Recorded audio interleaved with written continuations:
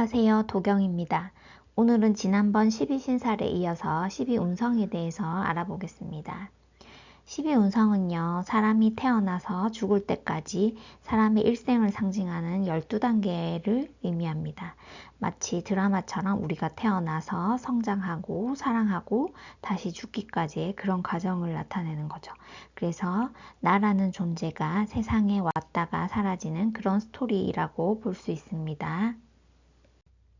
12운성의 전체 흐름은요, 지난번 12신살 강의에서 신살과 12운성을 같이 대입해서 봤지요.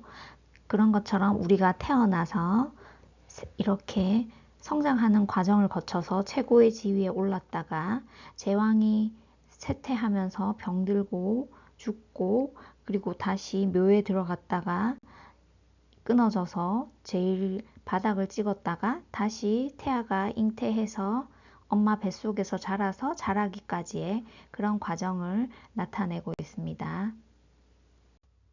자, 12운성 장생지부터 들어가 보겠습니다. 장생지는요, 아기가 막 태어난 것처럼 태양이 떠오르는 아침처럼 막 시작하는 생명이고요. 그래서 가능성이 무한하고 아주 성장 초기입니다. 그래서 성향은요, 아주 희망이 가득하고 순수하겠죠.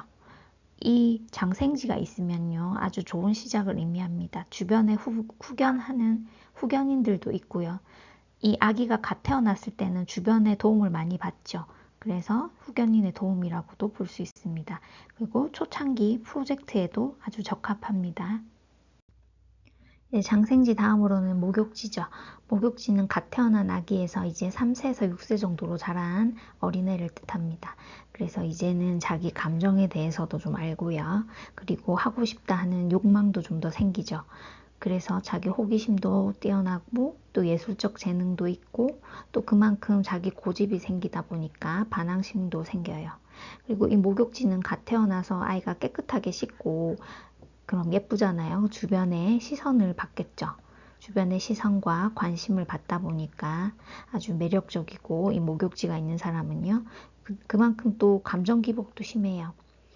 아직 아이다 보니까요. 그리고 자기 외모라든지 이런 성적 매력도 굉장히 있겠죠. 단점으로는 이 목욕지도 약간의 사치성을 동반합니다. 자기를 예쁘게 꾸미고 하다 보니까 유혹에 좀 약하고 소비적일 수 있습니다. 관대는요, 청소년기를 의미합니다. 청년이 관모를 쓰고 의관을 정제한 모습이죠. 어른이 되어가는 때이고요. 외적으로는 성숙했지만 아직 내면적으로는 미성숙한 단계입니다. 그래서 성향적으로는요, 자기중심적이고요. 타인에 대해 좀 더 비판적이고요. 자기 체면이나 명예를 중요시합니다. 그리고 외모에 대한 관심도 많고요. 자기에 대한 인정욕도 되게 강합니다.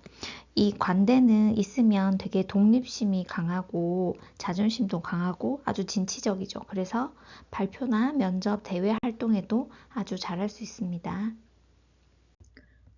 걸록은요, 청년기에 해당합니다. 그래서 진짜 사회에 진입하는 시기이고요. 사회적으로 인정도 받고 자립도 할 수 있는 시기입니다. 그리고 자기 능력을 발현하고 리더적으로도 뛰어날 수 있고요. 가장 안정적인 시기고 성실하고 책임감도 강하고 자수성가하는 경향이 있습니다. 걸록이 있으면요. 다만 이제 독립적이고 주체적이고 자존심도 세고 한 만큼 남의 말은 안 듣다 보니까 융통성은 좀 부족한 면이 있죠. 자기 고집도 세고요. 또 원칙주의적으로 행동하는 경향이 있습니다. 이 걸록지는 가장 안정적인 성향이 있고 가장 안정적인 기운이다 보니까 여러 가지로 재물이나 직업운이나 이런 거에 있어서 걸록지가 있으면 굉장히 운이 좋다고 할 수 있습니다. 자, 제왕지는요, 가장 최고의 시기죠. 절정의 순간입니다. 내가 중심에 있고 가장 강력한 에너지를 가지고 있고 카리스마랑 리더십도 뛰어나고 성공을 이룰 가능성도 아주 높습니다. 그래서 제왕지는요, 권위와 결단력, 책임감을 뜻하고요. 아무래도 이렇다 보니까 자기 자만이나 독선, 권위주의로 흐를 수도 있습니다.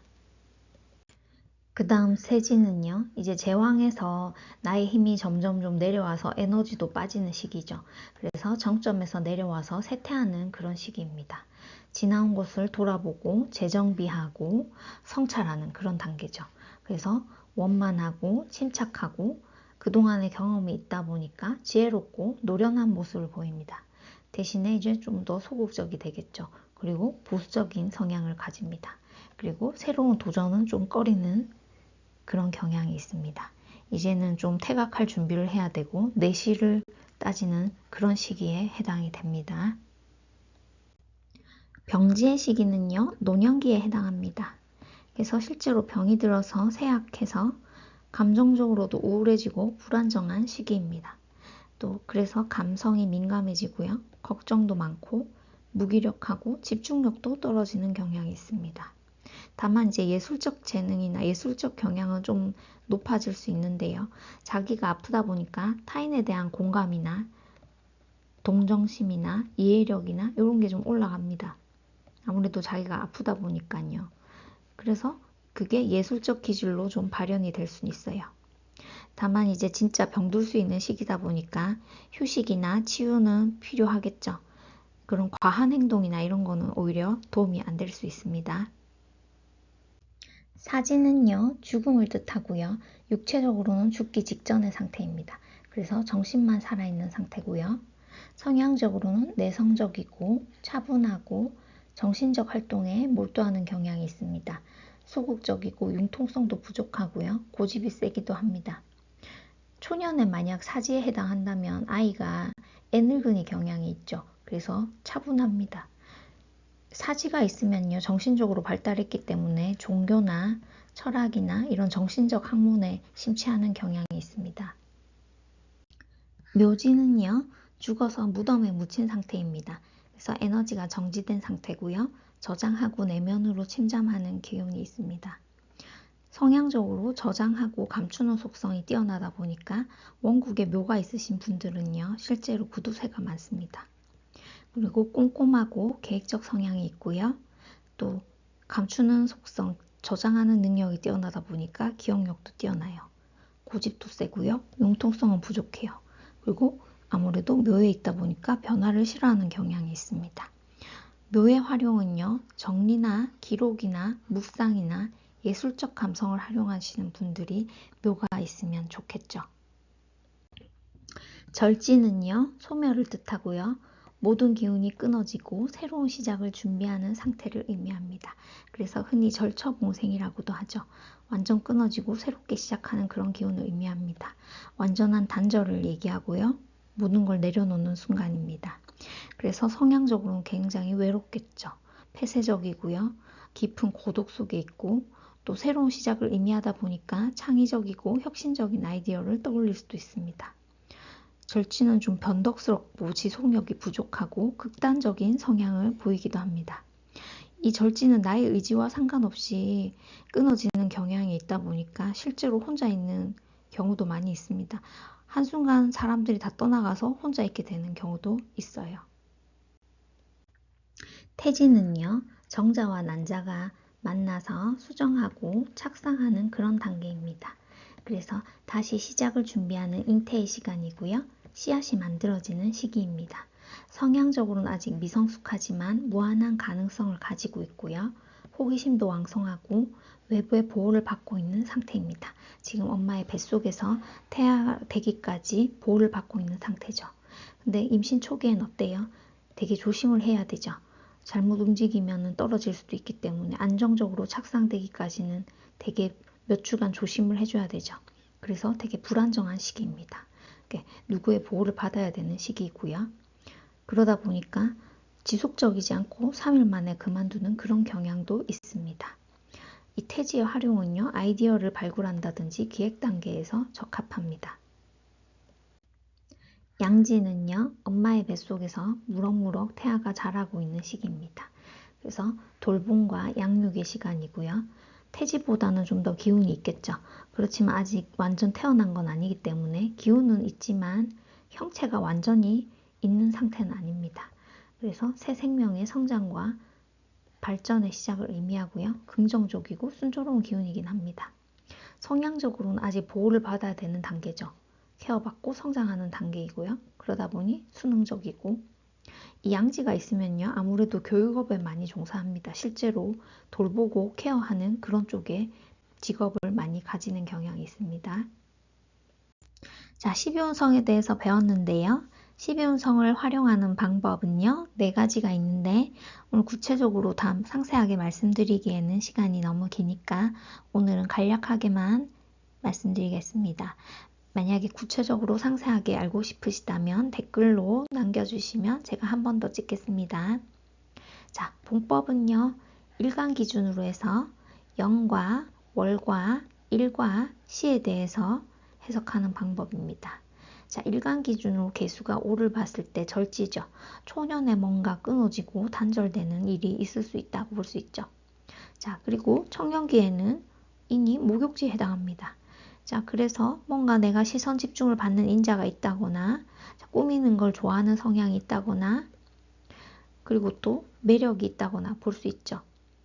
자, 그리고 일지가 묘네요. 그럼 장생지죠. 아이처럼 순수하고 또 호기심도 많고 또 주변의 도움을 받을 수 있는 그런 인자가 있다고 볼 수 있죠. 자, 노년에는 5로 절지입니다. 마찬가지로. 자, 절지다 보니까 나의 인간관계나 하던 일이나 하는 것들이 갑자기 끊어지거나 해서 갑자기 내가 고독하게 있을 수 있는 그런 경향도 있다라고 볼 수 있죠. 자, 거법은요, 연주와 월주와 일주와 시주를 보는 방법입니다.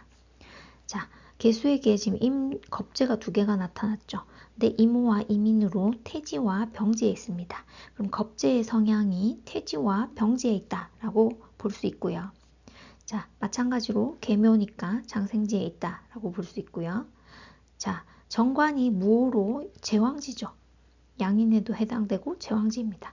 그럼 나의 조직 성향이 제왕지의 성향이다 라고 볼 수 있죠. 그렇게 해석하면 됩니다. 자, 좌법은요, 지지의 지장간과 해당 지지 글자의 12운성적 관계를 보는 것입니다. 예를 들어서 지금 계묘일주에게 묘라면은요, 묘에는 갑과 을이란 지장간이 있죠. 자, 갑은 묘에서 제왕지고요. 을은 묘에서 록지죠. 개수에게 갑목은 상관이고요. 개수에게 을은 식신이죠. 그래서 만약 여자분이라면 식신과 상관이 제왕과 록이다 보니까 나의 자식이 되게 능력있고 뛰어나다고 볼 수 있고요. 그리고 식상은 나에게 활동력과 표현력이죠. 그래서 나의 활동력과 표현력도 되게 뛰어나다. 그리고 나의 먹는 것도 해당하죠. 나의 먹을 복도 되게 있다라고 볼 수 있고요. 자, 인종법은요, 지장간에 없는 육친에 대해서 그 해당 지지와 12운성의 관계를 보는 거예요. 여기서 지금 천간에 금이 없죠. 예를 들어서 경금이 없는데, 경금은 개수에게 정인이죠. 정인은 어머니에도 해당하고요. 나의 정통적인 학문에도 해당이 되죠. 자, 그런데 이 경금이 예를 들어서 초년에는 5입니다. 그럼 목욕지죠. 자, 목욕지니까 어머니가 뭔가 끼가 있다. 아니면 약간 좀 사치성이 있으시다 라고 볼 수도 있고요. 자, 학문적으로는 목욕지면은 뭔가 나의 학문이 뭔가 도화에 관련된 학문이다 라든지 아니면은 일반적인 학문이라면 뭔가 굴곡이 있을 수 있죠. 내가 배우는 데 있어서 그렇게 볼 수도 있고요. 그리고 학문인 경금이 지금 청년기에는 인에 해당하죠. 그럼 절지죠. 뭔가 어머니하고의 관계가 끊어지는 시기가 있다거나 좀 불안정한 시기가 있을 수 있다. 뭔가 단절되는 시기가 있을 수 있다라고 볼 수 있고요. 마찬가지로 학문도 내가 할 수 있는 학문의 시기가 좀 없다. 다른 걸 해야 된다거나 공부를 하기에는 좀 여건이 안 된다라고 볼 수도 있죠. 마찬가지로 경금이 묘를 봤을 때는 태지죠.